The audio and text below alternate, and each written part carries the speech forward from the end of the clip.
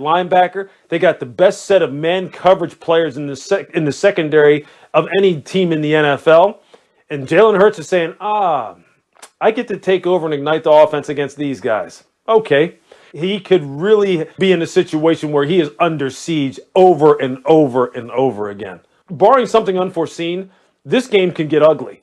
I would be shocked if it doesn't, but I anticipate this getting ugly. Louis Riddick sounded a little bit worried about Jalen Hurts versus that New Orleans defense. The Saints D has allowed 2 touchdowns while forcing 13 turnovers in their past 5 games. Big test ahead for Hurts' first start. Dominique Foxworth joining us now. Neek, always good to see you. Thank you so much for being with us. Max, I'll start with you. Do you think Eagles fans should be worried about Jalen Hurts? No. I think you should welcome the challenge. You have to sit Carson Wentz, as I've been saying, to see what you have in your second-round quarterback. Like, when people were telling me they drafted Hurts in the second round because, they wanted depth at the stop. It wasn't a run a wildcat. No, they drafted him because they were afraid of continued regression by Carson Wentz, which is what happened, and identified Hurts as a guy maybe who could be their franchise quarterback. Or you don't draft him in the second round. Like, Jalen Hurts doesn't need your sympathy. Jalen Hurts, this dude goes from the starting quarterback at Alabama. Yup, he lost his job to Tua, but he was excellent at Alabama. And then after Nick Saban said, no, I have a guy I like even better, who snapped him up? Lincoln Riley, right? And then he's drafted in the second round, and now, halfway through his rookie season, he's getting the ball to start. Like, there's a reason for that, and it's not just that he's lucky. Guys, the same thing happened with Tua, right? Like, don't start him against the Rams. Oh, it's bad news. Here comes Aaron Donald. Why would you do it? Well, let's see what you got.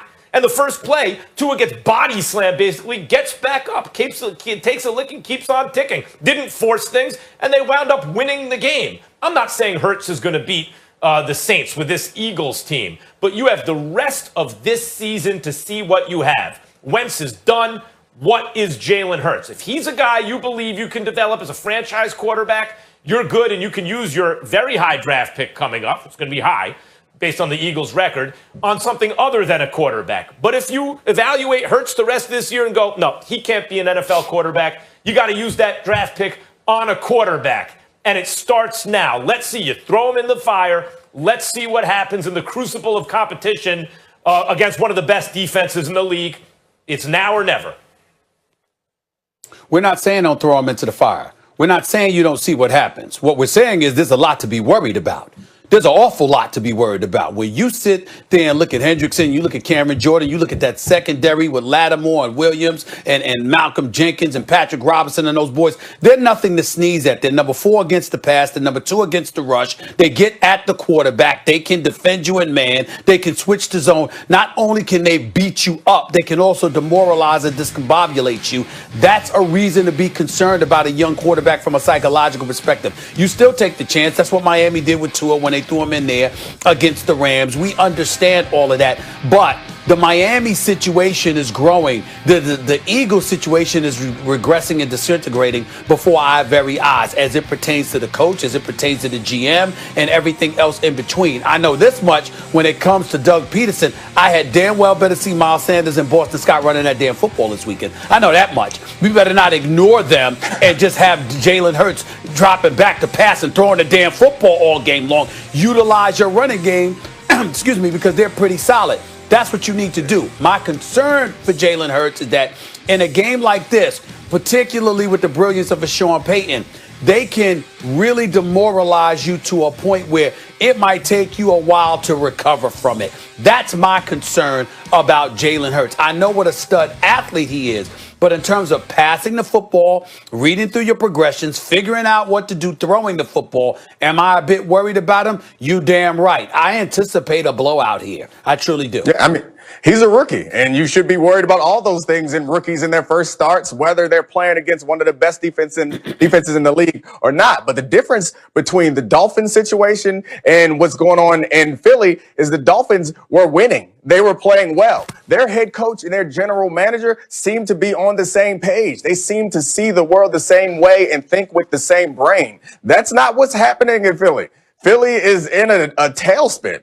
They look like they are a mess. No one has any clue what they're doing going forward. And it appears to me that the front office sees Jalen Hurts as a potential franchise quarterback. And like you said, Max, they were concerned about the regression, either the regression or the health of Carson Wentz. That's why they drafted him. But nothing about what Doug Peterson has said or done prior to or after announcing Jalen Hurts was going to be the starter suggests that he sees Jalen Hurts that way. That's what I'd be most concerned about. Is Doug Peterson going to do his best job to make Jalen Hurts succeed? And it doesn't feel like he's done what he could to make Carson Wentz succeed. And it feels to me like Doug Peterson is committed to Carson Wentz in a way that the rest of the organization doesn't seem to be. And I understand they paid him a lot of money, which would suggest that maybe they were committed to him, but drafted a quarterback in the second round, a quarterback like Jalen Hurts. Like you said, you don't do that to do some sort of Taysom Hill situation where he's just a gadget guy. Taysom Hill was not drafted nowhere nearly that high. I don't even think Taysom Hill was drafted. I think he was undrafted free agent, but I'm sure somebody can correct me if I'm wrong. But the point is, the situation between Miami and Philly are very different, and that's what makes me worry for Jalen Hurts. It's less about his ability as a player, and he wasn't someone who I thought was going to be a franchise quarterback, but I'm more concerned about the organization around him, the team around him, and how committed they are to moving on this same path, because it's very different in Miami and Philly right now. Couple things. Tua was under much more pressure than Jalen Hurts because Miami was winning, and Fitzpatrick was playing well. And they benched him anyway and put in Tua. That's a lot to put on a young kid. And it was a gutsy move. It's different in Philadelphia. There's actually less pressure on Jalen Hurts because their hand was forced here. They had to take a look at the number 2 quarterback, whoever that was. But it's not just whoever that was in Jalen Hurts' case. This is a guy, not only did they use a second-round pick on him, but that pick was valuable because they needed receiving help. And instead of trading for DeAndre Hopkins or packaging that second-round pick and moving up and getting CeeDee Lamb, they said, nope, we like this guy. We think we see something here. So you've got to play him now and find out. And in terms of, look, they're going to lose. Guys, they're going to lose the game, right? We all know they're going to lose the game. The Saints may be the best team in the NFL right now. Certainly they look that way in the NFC, even if their schedule's been a little soft recently. The defense is playing great. The Eagles' offensive line is not nearly as bad as Carson Wentz has made them look. They win in pass blocking. Their win rate, I think, was like 12th in the league. Their run blocking was 4th in the league. It's not like, and so that's part of the reason why when Jalen Hurts gets the ball and doesn't hold it forever and make bad decisions, the offense starts working better. Right. Let's see what we got in Jalen Hurts. Why be scared?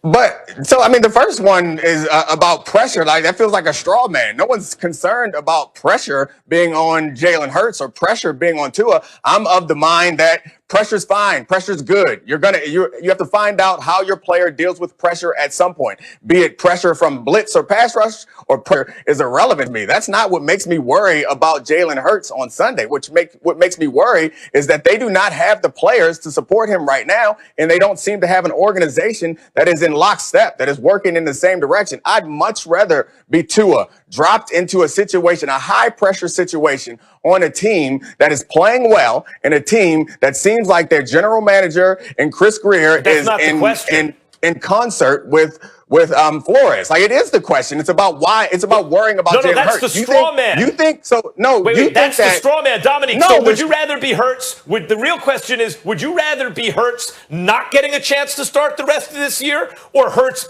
getting a chance to start the rest of this year? That's not the question. You're changing the question altogether. My point is that I am worried for Jalen Hurts this weekend for the reasons that I told you. I don't understand how you cannot be worried if I lay out all the context around him. That whole situation concerns me. Before you even get to Jalen Hurts' ability or Jalen Hurts' potential to be a starting quarterback, everything around him is in disarray. It looks like it's a mess. So yes, I'm worried for him. Yes, Eagles fans should be worried for him and their team. That's very different.